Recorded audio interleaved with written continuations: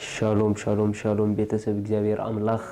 ከመይ ሓዲርኩም ውዒልኩም ሓውኹም ሰላሕ ዲን የካም ንክርስቶስ ዝገልጽ ትውልዲ ዓለም ለኻዊ ቤተ ክርስቲያን ስቶክሆልም ስዊድን እዚ ንጎ ሰዓት 5 ናይ ለይቲ ድወርድ ፕሮግራምና ዝበለጸ ቃል ንዝበለጸ መዓልቲ ንካፈሎ ፕሮግራም ኢሎም ድማ ነዚ መዓልቲ ዝኸውን ሓጺር ናይ 3-4 ደቂቃ ንካፈሊና ኢየሱስ ንዘላለም ጎይታ ኢሎም ንካፈሎ ቃል እቲ አረጊት ህይወት በተሐድሽ ህይወት ተቀይሪ ይስብል እቲ አረጊት ህይወት በተሐድሽ ህይወት ተቀይሪ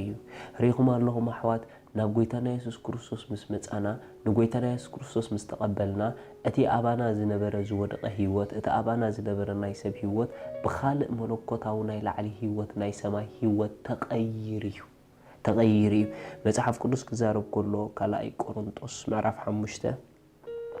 ተቕሳዕ 17 ከምዚ ይብል ስለዚ ሓደ እኳ በክርስቶስ እንተ አልዩ يسي بكريستوس انت علي ማለት ንክርስቶስ ዝኣምን እንተ ደኣ ኮይኑ ህይወት በክርስቶስ እንተ ደኣ ኮይኑ ህይወት ኣብ ክርስቶስ እንተ ደኣ ኮይኑ ንሱ ሓድሽ ፍጥረት እዩ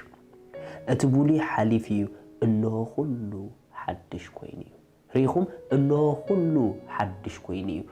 ሙሉ ብሙሉ ናብ ክርስቶስ ምስ መጻና እቲ ናይ በሐቂ ማንነትና ንሕና ዝኾናዩ ማንነት እቲ ናይ ውሽጢ ሰብና እቲ ናይ ውሽጢ ህይወትና ማለት መንፈስና እሱ ሙሉ በሙሉ በኻልእ ህይወት ተቀይሪ ካብታ ንክርስቶስ ዝመጻናላ መዓልቲ ጀሚርና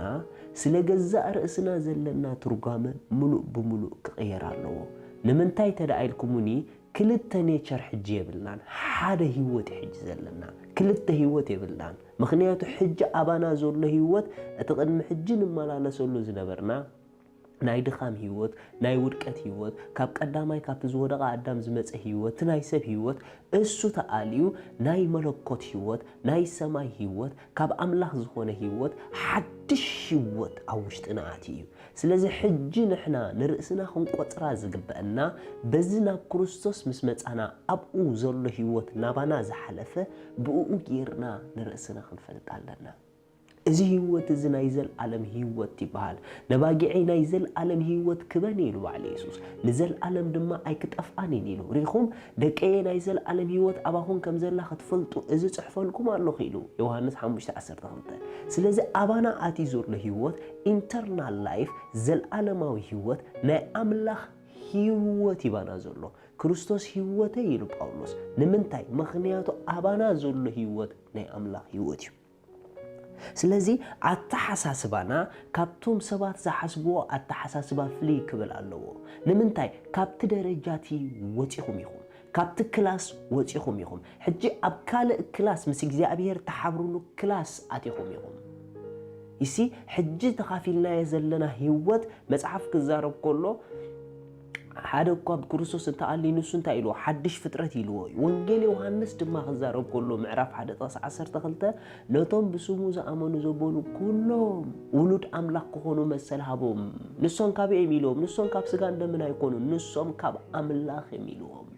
ኣሕዋት ሕሰቡ ንስኹም ካብ ስጋ እንደምን ኣይኮንኩምን ንስኹም ካብ አምላኽ ኢኹም ኢየሱስ ከምታ ኣነ ካብ ምድሪ ደይኮንኩ ንስኹም ድማ ካብ ምድሪ ይኮንኩምን ካብ ዓለም ኣይኮንኩምን ኢልና ከምቲ ንሱ ካብ ዓለም ዘይኮነ ንምንታይ አባና ዘሎ ህይወት ናይ ታሕቲ ይኮነን አባና ዘሎ ህይወት ናይ ላዕሊ እዩ ስለዚ ንሕና ማለት በዛ ሓድሽ ህይወት ንርእስና ክንፈልጣ ዝግበአና ደቂ ትልዑል አምላኽ ኢና ደቂ አምላኽ ዝኾና ናቱ ህይወት አባና ስለ ዘሎ እዩ አባኹም ዘሎ ህይወት ዕውት ህይወት እዩ አባኹም ዘሎ ህይወት ብልጹግ ህይወት እዩ አባኹም ዘሎ ህይወት ብጥዕና መለኮት ዝመልአ ህይወት እዩ አባኹም ዘሎ ህይወት ሰማያዊ እዩ አባኹም ዘሎ ህይወት ናይ ላዕሊ እዩ አባኹም ዘሎ ህይወት ኩሉ ግዜ ሰዓሪ እዩ ከምቲ ንሱ ዘለዎ ከምኡ ድማ ንሕና ኣብዛ ዓለም እዚኣ ኢና ኢሉ ቀዳማ ዮሐንስ 4:17 ስለዚ ኣሕዋት ካብዛ ሰዓት እዚኣ ጀሚርኩም ብሓቂ ኣብ ክርስቶስ እንተ ደኣ ኣለኹም ኣነ ንክርስቶስ ኣሚነ እትብሉ እንተ ደኣ ኾንኩም ንስኹም ሓድሽ ፍጥረት ኢኹም እቲ ቅድሚ ሕጂ ትመላለስሉ ዝነበርኩም ህይወት እሱ ከም ዘሎ ኣባኹም ጌርኩም ኣይትሕሰቡ ሙሉእ ብሙሉእ እሱ ተኣልዩ ሙሉእ ብሙሉእ ብሓድሽ ህይወት ተተኪዩ ክልተ ህይወት ዘይኮነ ሓደ ህይወት ውሽጥኩም ዘሎ እዚ ህይወት እዚ ድማ ጽድቅ አምላኽ ዝተባሃለ ህይወት እዩ ንስኹም ጽድቅ አምላኽ ኢኹም በዚ ህይወት ደስ ይበልኩም ሻሎም ስለዚህ ሎሚ ንጎይታና ኢየሱስ ክርስቶስ ኣብ ህይወትኩም ወሲንኩም ክትቀበልዎ እትደልዩ እታ ኣብኡ ዘላ ናይ ዘለዓለም ህይወት ክትቀበልዋ እትደልዩ እዛ ጸሎት እዚኣ ጸልዩ። እግዚአብሔር አቦ ስለ ወድኻ ኢየሱስ ክርስቶስ የመስግነካ ኣለኹ የአምን ኣለኹ ኢየሱስ ክርስቶስ ስለ ኃጢአተይ ከም ዝተሰቕለ ዕዳ ኃጢአተይ ከፊሉ ከም ዝፈጸሞ ስለይ ከም ዝሞተ ብሳልሰይቲ መዓልቲ ኣምላኽ ካብ ሞታት ከም ዘተንስኦ ኣብ የማን ኣምላኽ ከም ዝተቐመጠ የአምን ኣለኹ። ኢየሱስ ክርስቶስ ናይ ህይወተይ ጎይታ እዩ። ኢየሱስ ክርስቶስ ኣምላኸይ መድሓኒየይን እዩ። ካብዛ ሰዓት ንክርስቶስ ብምቕባለይ ሓድሽ ፍጥረት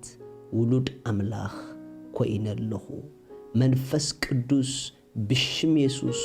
ብእምነት ናብ ውሽጠይ ይቕበለካ ኣለኹ። አሜን። እዚኣ ጸሎት ጸሎኹም ብጣዕሚ እኳ ሓጎሰኩም በዚ ብታሕቲ ዘሎ ኣድራሻና ኮንታክት ግበሩና ኢኹም ሰድለይኩም ሓገዝ ክንልእኸልኩም ኢና። ሻሎም